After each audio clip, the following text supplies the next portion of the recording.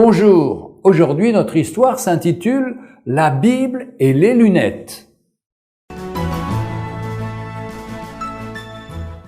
Un pasteur qui rendait visite à une dame âgée fut amené à lui demander si elle possédait une Bible. « Oh, monsieur le pasteur, lui dit-elle, comment pouvez-vous me poser une telle question ?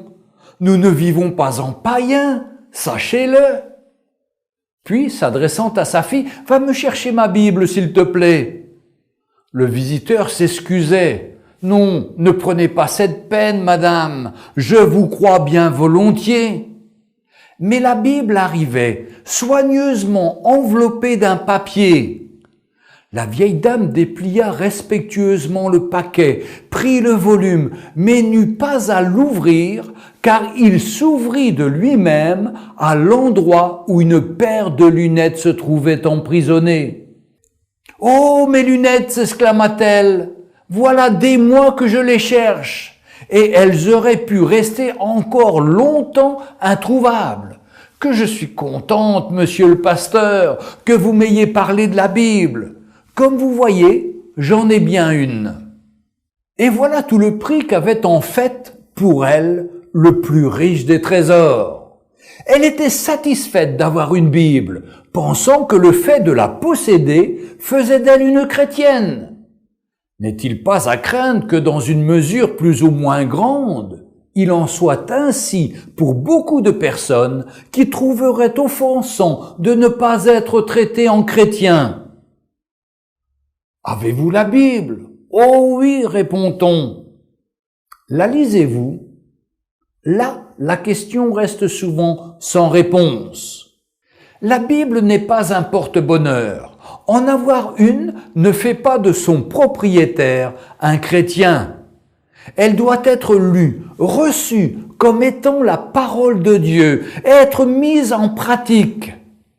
Celui qui possède une Bible sans l'ouvrir ressemble à un malade qui possède une ordonnance médicale bien rangée dans un tiroir et ne fait pas la démarche de se procurer les médicaments prescrits.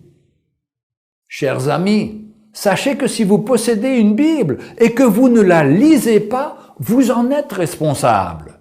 La Bible est la parole de Dieu qui nous dit que l'homme ne vivra pas de pain seulement, mais de toute parole qui sort de la bouche de Dieu.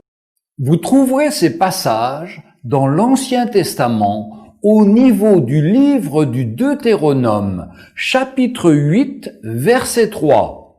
Aussi dans le Nouveau Testament, dans l'Évangile de Jean, chapitre 4, verset 4. Dieu, à travers les siècles, a pris soin de nous transmettre ses paroles. Il est important de prendre du temps pour comprendre ce qu'il veut nous dire.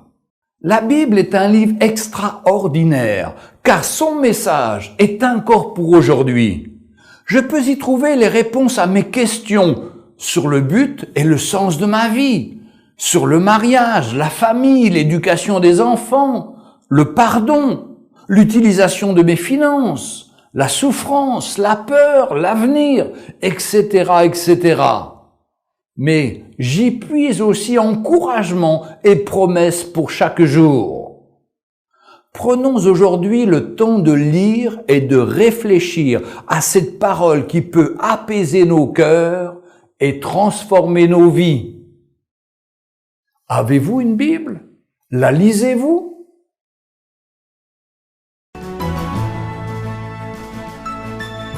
Retrouvez Un jour une histoire sur www.365histoire.com.